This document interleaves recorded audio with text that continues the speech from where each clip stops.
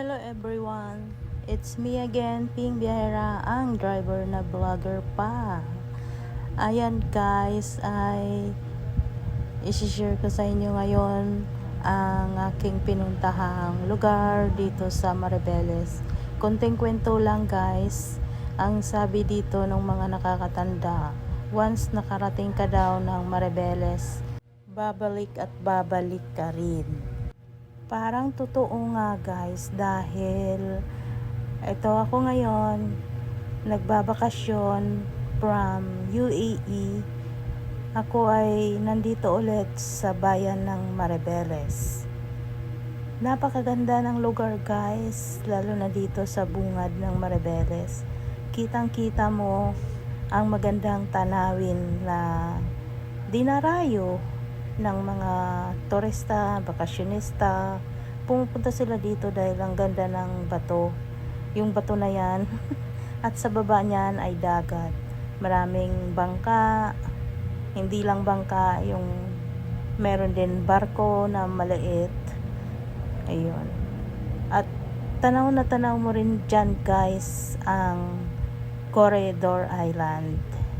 Napakaganda ng tanawin, kaya naman ako ay nag-i-enjoy muna. Nilalasap-lasap ko yung sariwang hangin.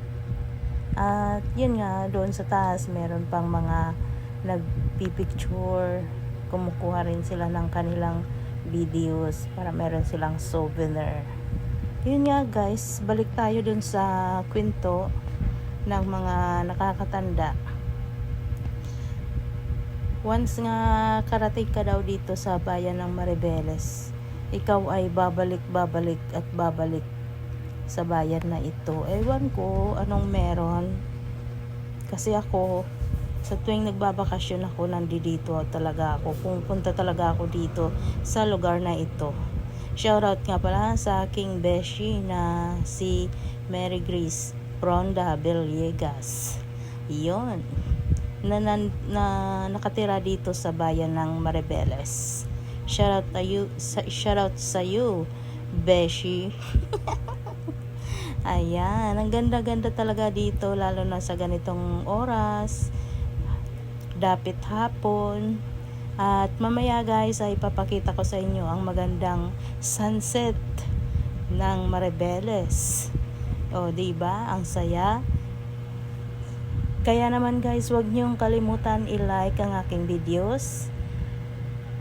At sa mga hindi pa nakasubscribe ng aking YouTube channel, huwag kalimutan i-subscribe si Ping Biyahera guys. Salamat sa inyo. At mabuhay tayong lahat. For the meantime ay makikinig muna tayo ng magandang music para masarap sa pakiramdam yung nakatanaw tayo sa malayo at banayad yung dagat. Ang dami-daming bangka dyan guys. Yung iba dyan ginagamit nila pang pangisda. Yung mga bangka na yan ginagamit pang ingisda.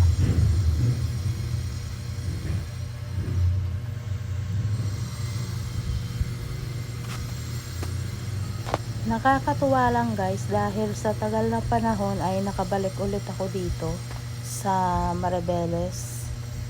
At sa susunod na araw kami ay maliligo dyan. Hindi naman dyan sa pinakababa, doon meron dyan portion na po pwedeng paliguan or sa likod ng bato. Ang saya, ang sarap maligo. Kasi nga lalo na wala gaanong alon, tapos ang init ng panahon. Yan, dyan yung daan pababa papunta doon sa may dagat sa likod ng bato na ito na malaki. Pwede dyan maligo, nagpipiknik, pwedeng magdala ng pagkain para hindi magutom, langoy, kain, langoy, ayun lang. Pero wag masyadong magbabad sa dagat dahil nga mangingitim ka, tulad ko, nangitim na ako dahil nag-swimming kami sa dagat. Ayan na si Ping Biyahera, tapos na mag-video. At ako'y bababa na rin para yung iba naman ang makapag video. Ayun. At lilipat tayo doon sa kabilang dako ng bungad ng Maribeles para makita nyo guys yung magandang sunset dito sa Maribeles.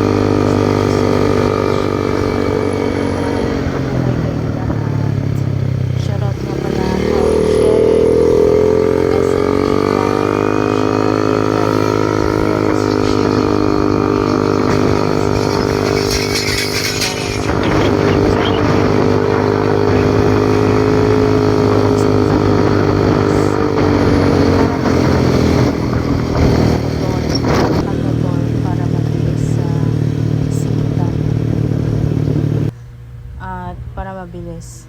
Ayun na nga guys.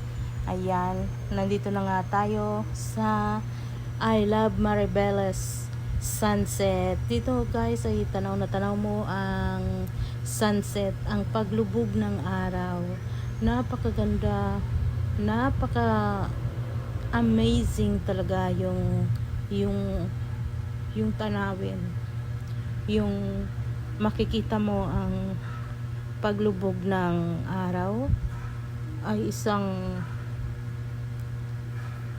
blessing. Yung amazing na lugar.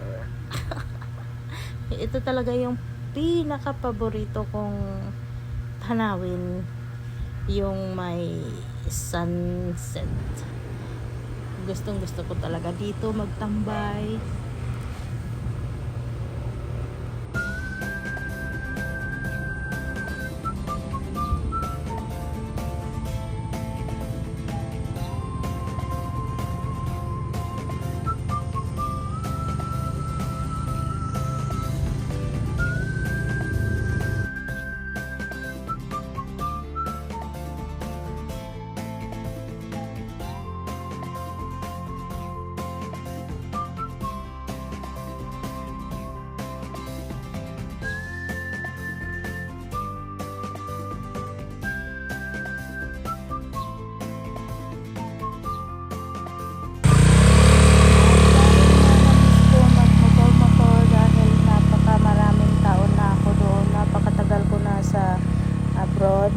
Na hindi nagmumotor, kaya na-miss kong magmotor-motor dito. Ako'y tinesting ko nga na magmotor, marunong pa rin pala ako mag-drive ng motor. Nakakatuwa lang guys, no? Dahil syempre hindi natin nakalimutan mag-drive sa motor. Ayan, nag-i-enjoy ako dyan, sa totoo lang.